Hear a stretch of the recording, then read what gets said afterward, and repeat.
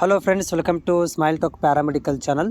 Friends, ಈ ವಿಡಿಯೋದಲ್ಲಿ ನೀವೀಗ ಸಪ್ಲಿಮೆಂಟ್ರಿ ಎಕ್ಸಾಮ್ಗಳನ್ನು ಬರೆದಿದ್ದೀರಾ. ಸ್ಪೆಷಲಿ ನಮ್ಮ ಕಾಂಬಿನೇಷನ್ ಇರುವಂಥ ವಿದ್ಯಾರ್ಥಿಗಳು, ಒ ಟಿ ಟೆಕ್ನಿಷಿಯನ್ ಇರ್ಬೋದು ಮತ್ತು ಡಯಾಲಿಸಿಸ್ ಟೆಕ್ನಿಷಿಯನ್ಸ್, ಇವರುಗಳಿಗೆ ಏನಂದರೆ ಒಂದು ಕಂಬೈನ್ ಸಬ್ಜೆಕ್ಟ್ಗಳಿದ್ದಾವೆ.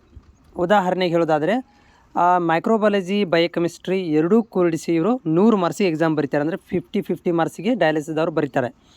ಆಮೇಲೆ ಒ ಟಿ ಟೆಕ್ನಿಷಿಯನ್ಸ್ಗಳು ಮೈಕ್ರೋಬಯಾಲಜಿ, ಬಯೋಕೆಮಿಸ್ಟ್ರಿ, ಫಾರ್ಮಾಕೋಲಜಿ ಇವು 3 ಸಬ್ಜೆಕ್ಟ್ಗಳನ್ನು ಸೇರಿಸಿ 100 ಮಾರ್ಕ್ಸಿಗೆ ಎಕ್ಸಾಮನ್ನು ಬರೀತಾರೆ. ಬಂದಿರುವಂಥ ಪ್ರಶ್ನೆ ಇಲ್ಲಿ, ಈ 3 ಎಕ್ಸಾಮಲ್ಲಿ ನಾವು ಒಂದು ಫೇಲ್ ಆದರೆ, ಅಂದರೆ ಒಂದು ಸಬ್ಜೆಕ್ಟಲ್ಲಿ ಕಡಿಮೆ ತೊಗೊಂಡು 2 ಸಬ್ಜೆಕ್ಟಲ್ಲಿ ಚೆನ್ನಾಗಿ ಬರ್ತಿದ್ರೆ ನಮಗೆ ಫೇಲ್ ಮಾಡ್ತಾರಾ? ಅಥವಾ ಡಯಾಲಿಸಿಸ್ ಒಳಗಡೆ ಮೈಕ್ರೋಬಯಾಲಜಿಯನ್ನು ಚೆನ್ನಾಗಿ ಬರೆದು ಬಯೋಕೆಮಿಸ್ಟ್ರಿ ಕಡಿಮೆ ಅಥವಾ ಬರೆದಿದ್ರೆ ನಮಗೆ ಅದರಲ್ಲಿ ಅಂದರೆ 2 ಸಬ್ಜೆಕ್ಟ್ ಫೇಲಾ? ಮತ್ತು ಅದರ ಬಗ್ಗೆ ಮಾಹಿತಿ ಕೊಡಿ ಅಂತ ನಿಮ್ಮ ಒಂದು ಡೌಟನ್ನು ನಾನು ಕ್ಲಿಯರ್ ಮಾಡ್ತಾ ಇದ್ದೇನೆ. ಚಾನಲ್ಗೆ ಹೊಸಬರಾಗಿದ್ದರೆ ಅಡ್ಮಿಷನ್ಸ್ ಅಪ್ಡೇಟ್ಗಳಿಗಾಗಿ ಸಬ್ಸ್ಕ್ರೈಬ್ ಮಾಡೋದನ್ನು ಮರಿಬೇಡಿ. ಫ್ರೆಂಡ್ಸ್, ನೋಡಿ ಇಲ್ಲಿ ಒಂದು ಉದಾಹರಣೆ ಇವತ್ತಿಗೆ ನಾನೇನು ಮಾಡ್ತಾಯಿದ್ದೇನೆ, ಇಲ್ಲಿ ನಿಮಗೆ ಮಾಹಿತಿ ಕೊಡ್ತಾ ಇದ್ದೇನೆ. ನೋಡಿ ಇಲ್ಲಿ ಏನಂತಂದರೆ ಪೇಪರ್ 2, ಓಕೆ, ಇದೊಂದು ಏನಪ್ಪ ಅಂದರೆ ಒ ಟಿಯ ಒಂದು ಸಬ್ಜೆಕ್ಟ್ಗಳಿವು. ಪೇಪರ್ 2 ಒಳಗಡೆ ಏನಿದಾವೆ ಅಂದರೆ 3 ಸಬ್ಜೆಕ್ಟ್ಗಳಿದ್ದಾವೆ. ಬಯೋಕೆಮಿಸ್ಟ್ರಿ ಇದೆ, ಹೌದಾ? ಆಮೇಲೆ ಅಪ್ಲೈಡ್ ಫಾರ್ಮಕಾಲಜಿ ಮತ್ತು ಮೈಕ್ರೋಬಯಾಲಜಿ ಇದಾವೆ. ಇವು 3 ಸೇರಿಸಿ ನೀವು ಒಟ್ಟು ಮಾರ್ಕ್ಸ್ ಬರಿತಿರೋದು 100 ಮಾರ್ಕ್ಸಿಗೆ ಬರಿತೀರ ಎಕ್ಸಾಮನ್ನು. ಓಕೆ, 100 ಮಾರ್ಕ್ಸಿಗೆ ಎಕ್ಸಾಮನ್ನು ಬರಿತೀರ. ಅಂದರೆ 40, 30, 30 ಅಂತೇಳಿ ಒಟ್ಟು 100 ಮಾರ್ಕ್ಸಿಗೆ ಎಕ್ಸಾಮ್ ಬರಿತೀರ. ಇಲ್ಲಿ ತಿಳ್ಕೊಳ್ಳೋ ನೀವಾಗ ನೀವು ಬಯೋಕೆಮಿಸ್ಟ್ರಿಯಲ್ಲಿ 40 ಮಾರ್ಕ್ಸಿಗೆ 40 ಮಾರ್ಕ್ಸ್ ಚೆನ್ನಾಗಿ ಬರೆದಿದ್ದೀರಾ. ಅಪ್ಲೈಡ್ ಫಾರ್ಮಕಾಲಜಿಯಲ್ಲಿ ನಿಮಗೆ ಒಂದು 10 ಮಾರ್ಕ್ಸ್ ಬಂದಿದೆ. ಆಮೇಲೆ ಮೈಕ್ರೋಬಯಾಲಜಿ ಒಂದು 12 ಮಾರ್ಕ್ಸ್ ಬಂದಿದೆ. ಇಲ್ಲಿ ಇದಕ್ಕೆ ಪಾಸಿಂಗ್ ಎಷ್ಟು ಅಂತ ನೀವು ಕೇಳ್ತಾ ಇದ್ದೀರಿ. ಬಟ್ ನೆನಪಿಟ್ಕೊಳ್ರಿ, ಈ 3 ಸಬ್ಜೆಕ್ಟನ್ನು ಸೇರಿಸಿ ನೀವು 35 ಮಾರ್ಕ್ಸ್ ತೊಗೋಬೇಕು.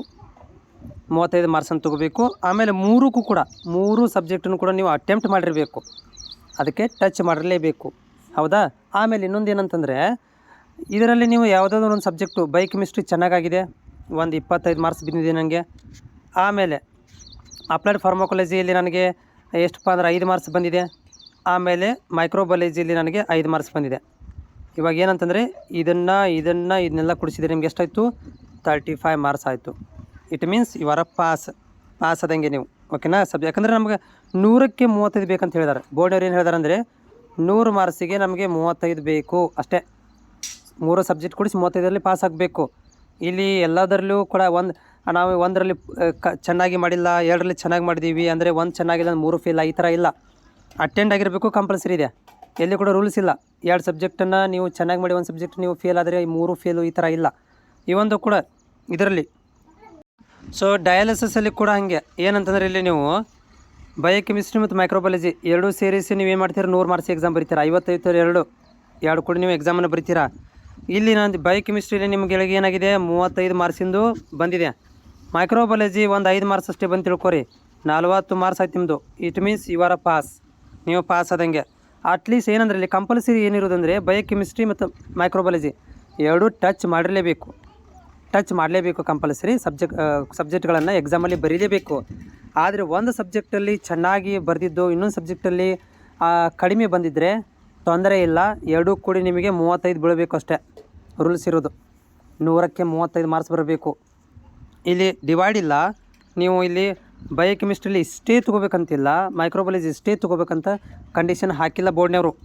ಜಸ್ಟ್ ಏನು ಹೇಳಿದಾರೆ ಅಂದರೆ ಅವರು ಎರಡೂ ಕೂಡಿ ನೀವು 35 ತೊಗೊಳ್ರಪ್ಪ ಅಂತ ಹೇಳಿದ್ದಾರೆ ಅಷ್ಟೇ. ಹೀಗಾಗಿ ಇಲ್ಲಿ ನೀವು ಯೋಚನೆ ಮಾಡೋಕ್ಕೆ ಹೋಗ್ಬೇಡ್ರಿ, ನಂದು ಬಯೋಕೆಮಿಸ್ಟ್ರಿ ಪಾಸ್ ಆಗುತ್ತೆ ಮತ್ತು ಮೈಕ್ರೋಬಯಾಲಜಿ ಫೇಲ್ ಆಗುತ್ತೆ, ಹಾಗಂದರೆ ಫೇಲಾ ಅಂತಂದರೆ ಆ ಥರ ಇಲ್ಲ. ಬಯೋಕೆಮಿಸ್ಟ್ರಿ ಜೊತೆಗೆ ನೀವು ಮೈಕ್ರೋಬಯಾಲಜಿ ಫ್ರೀ ಬಂದಂಗೆ. ಆದರೆ ನೀವು ರೂಲ್ಸ್ ಏನಿದೆ ಅಂದರೆ ಮೈಕ್ರೋಬಯಾಲಜಿ ಟಚ್ ಮಾಡಿರಬೇಕು, ಅಟೆಂಪ್ಟ್ ಮಾಡಿರಲೇಬೇಕು. ಆದರೆ ಬಯೋಕೆಮಿಸ್ಟ್ರಿಯಲ್ಲಿ 35 ಬಿದ್ದಿದೆ, ಆಮೇಲೆ ಮೈಕ್ರೋಬಯಾಲಜಿಯಲ್ಲಿ 1 ಮಾರ್ಕ್ಸ್ ಬಂದಿದೆ ಅಂದರೆ ನಿಮಗೆ 36 ಅಂಕಗಳು ಬಂದಂಗೆ. 36 ಅಂಕಗಳು ಬಂದಂಗೆ ಮೀನ್ಸ್ ವಾಟ್? ಇವರ ಪಾಸ್. 100ಕ್ಕೆ 35 ಹೇಳಿದ್ದಾರೆ ಅವರು, ನಿಮಗೆ 36 ಬಂದಿದೆ ಅಂದಮೇಲೆ ನೀವು ಪಾಸ್ ಆದಂಗೆ. ಹೋಪ್ ಇದು ನಿಮ್ಗೆ ಕ್ಲಿಯರ್ ಆಗಿದೆ ಅಂತ ಅಂದ್ಕೊಂಡಿದ್ದೀನಿ.